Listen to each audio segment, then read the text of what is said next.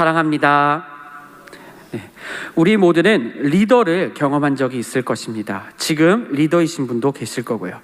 리더는 사전적인 용어로 집단 속에서 직무나 권한, 책임을 안고 가는 사람을 말합니다. 직장에서, 가정에서, 교회에서 우리는 리더를 맡을 때가 있습니다.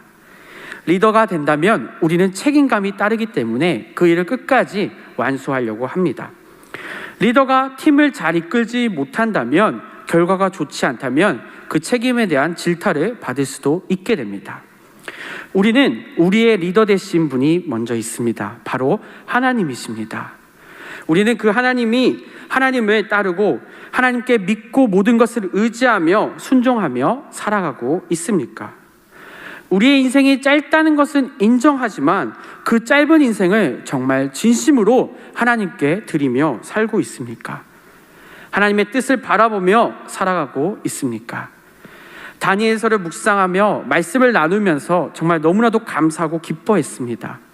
이유는 바로 우리의 리더가 하나님이시기 때문입니다. 하나님께서 우리의 인생을 이끄시고 하나님의 놀라운 계획대로, 하나님의 결말대로 이끌어 가신다는 사실을 꼭 기억하시기 바랍니다.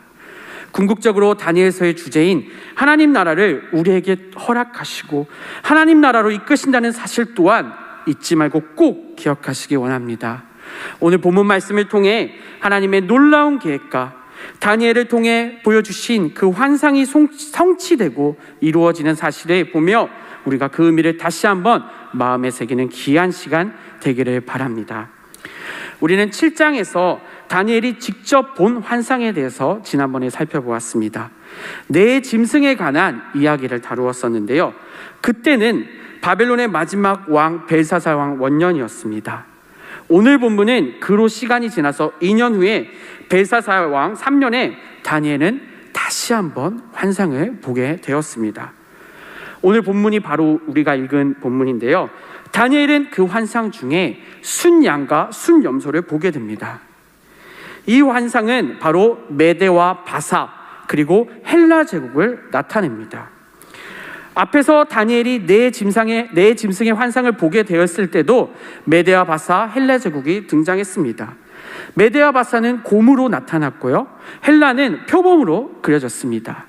이것은 그 나라에 대한 특성이 있었고요, 오늘은 순양과 순염소로 나타나서 이 나라들의 특징이 또 나타나게 됩니다. 특별히 두 뿔과 네 뿔에 관한 말씀을 통해서 이들의 나라의 현재와 미래를 오늘 잘 볼 수가 있게 되었습니다. 네 환상에서는 바벨론이 등장하지만 이때는 이미 바벨론이 망한 후의 이야기 때문에 메대와 바사, 헬라 제국이 등장하게 되는 것이죠.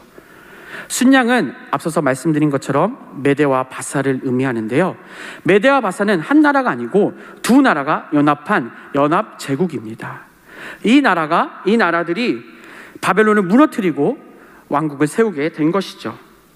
메대가 먼저 일어나서 바벨론을 멸망시키고 바사가 뒤에 나와서 이 나라와 연합하여서 전 세계를 이끌어 가게 되는 것입니다. 그래서 오늘 환상에 보면 두 뿔을 가진 순양의 표현을 보면 이 메대와 바사를 잘 알 수 있습니다. 뿔은 성경에서 대체로 통치권을 가질 때 상징하는 것을 의미합니다. 특별한 뿔이 다른 뿔보다 길었다고 나옵니다. 그리고 그것이 나중에 나왔다고 본문에 기록되어 있습니다. 메대가 먼저 나왔지만 바사가 힘이 더욱 셌고, 바사가 나중에 나왔지만 힘이 더 셌고, 그 나라를 결국 같이 연합해서 승리했다는 것이죠. 이 나라가 뿔을 가지고 들이받습니다. 오늘 본문 4절에 보니까 서와 북과 남을 향하여 들이받는데 당할 짐승이 아무도 없다고 기록되어 있습니다. 그 손에서 구할 리가 절대로 없었다고 기록되어 있죠. 그만큼 엄청 강한 나라였고, 이 나라가 서쪽으로는 바벨론, 소아시아, 수리아를 정복했고, 북쪽으로는 아르메니아, 키스피아 해안을, 남쪽으로는 이집트와 에티오피아를 정복했습니다. 당시에 메대와 바사보다 강한 나라가 존재하지 않았다는 것이죠. 하나님께서 다니엘에게 이 나라들에 대한, 메대와 바사에 대한 환상을 지금 미리 보여주고 계신 것입니다. 그리고 5절에 순연소가 등장합니다. 순념소는 바로 헬라 제국을 상징합니다. 우리가 잘 알고 있는 알렉산더 대왕입니다. 순념소는 메대와 바사 이후에 나타난 헬라 제국을 상징하는데요. 이 나라는, 이 헬라 제국은 온 지면에 두루 다니되 땅이 닿지 않았다고 오늘 말씀에 기록되어 있습니다. 그만큼 넓고 빠르게 세계를 정복해 나갔다는 것입니다. 특별히 그 염소 두는 사이에 현저한 뿔이라고 기록되어 있는데요. 이것은 알렉산더 대왕을 나타냅니다.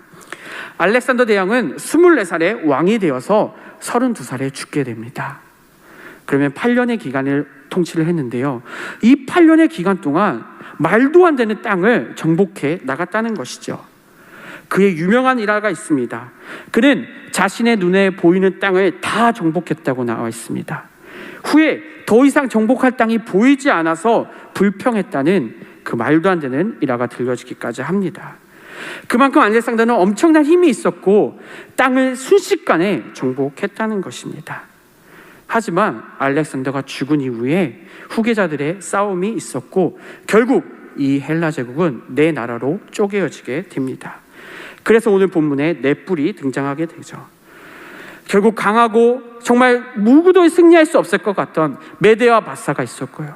그 메대와 바사 역시 또 무너졌고, 또 우리가 잘 알고 있는 알렉산더 대왕 역시 8년도 안 돼서 죽게 되고 결국 그 나라 또한 무너지게 되었습니다.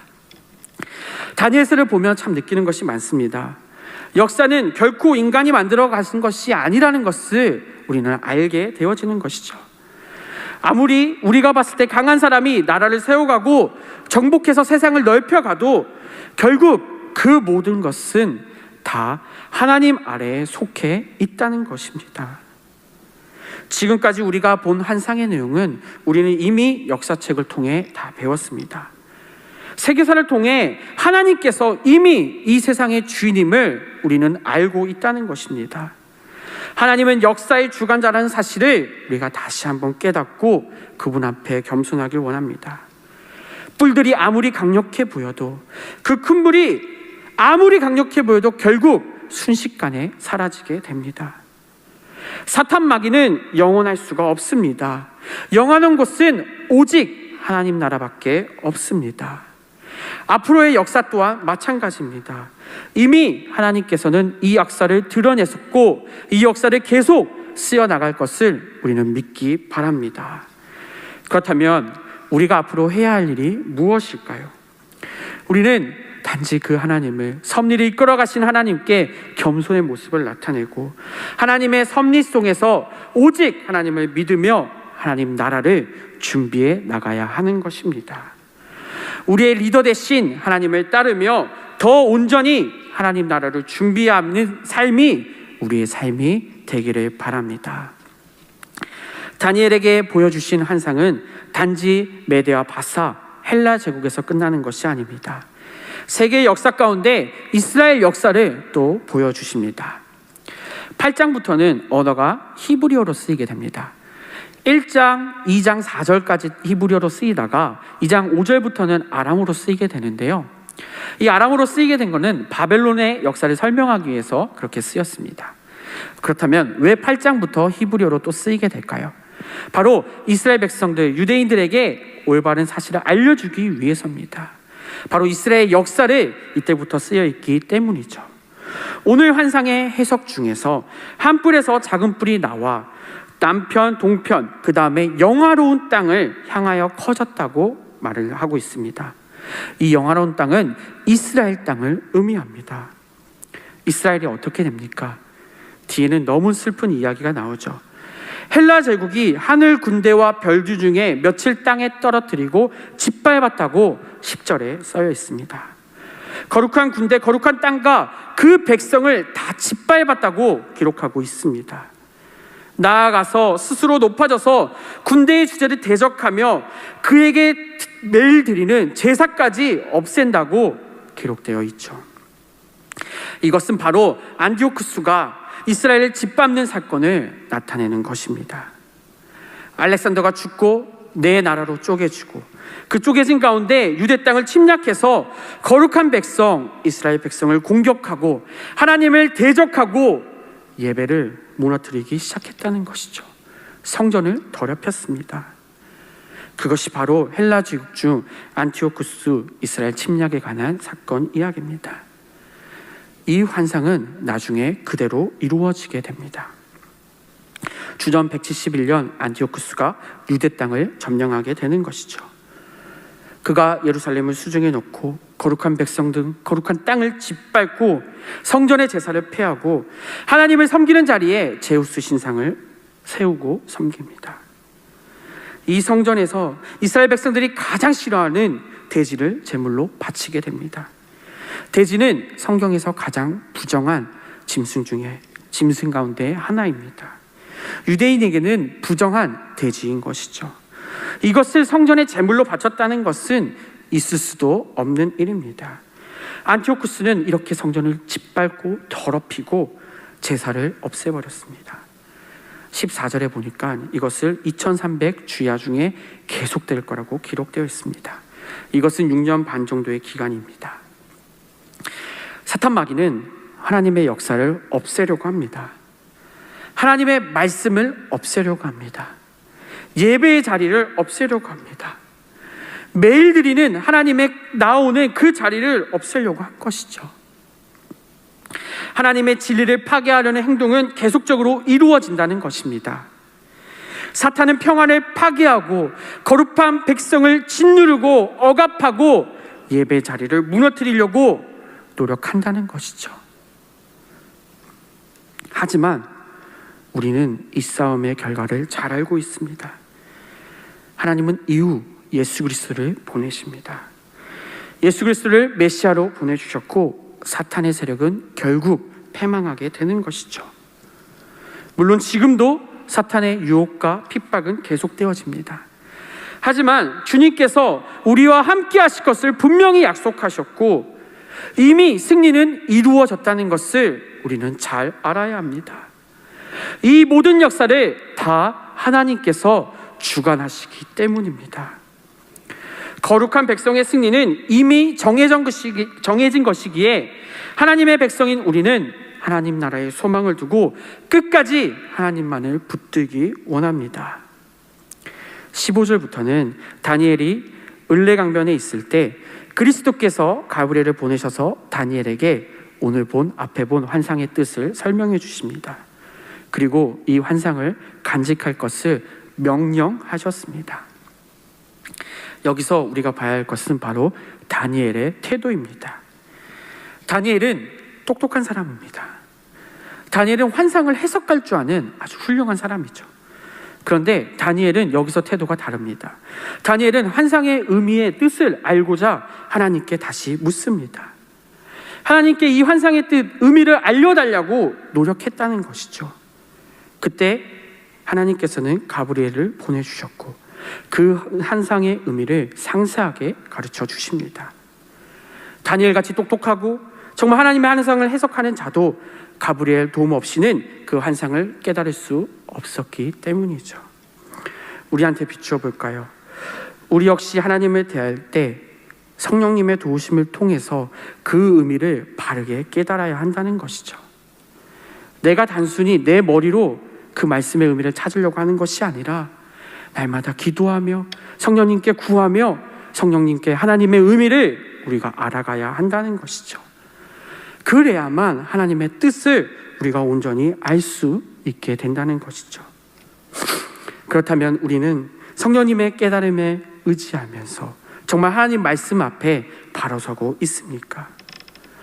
오늘 받은 말씀의 의미를 깨닫기 위해서 우리는 성령님께 간구하고 있습니까? 매일 새벽마다 기도하고 큐티하고 공예배에 참여하는 의미가 무엇입니까? 그 훌륭하고 지혜로운 다니엘 역시 말씀 앞에서 하나님의 뜻을 제대로 알기 위해서 이렇게 간절히 구하고 있는 것입니다. 우리 역시 다니엘을 본받아 성령님께 도우심을 구하고 하나님의 말씀을 항상 깨닫는 우리 일산교회 성도님들 되시기 바랍니다. 가브리엘은 환상을 해석해주고 다니엘에게 이 환상을 잘 간직하라고 명령했습니다. 다른 사람이 알지 못하게 감추는 것이 아니고요, 미래에 대해 하나님의 계시가 어떻게 이루어지는지를 다니엘의 보기를 원했다는 것이죠. 다니엘이 이 환상을 직접 경험하길 원했다는 것입니다. 우리는 이미 잘 알고 있습니다. 역사를 통해 이 모든 것들이 이루어졌고 하나님께서 하셨다는 사실을 잘 알고 있습니다.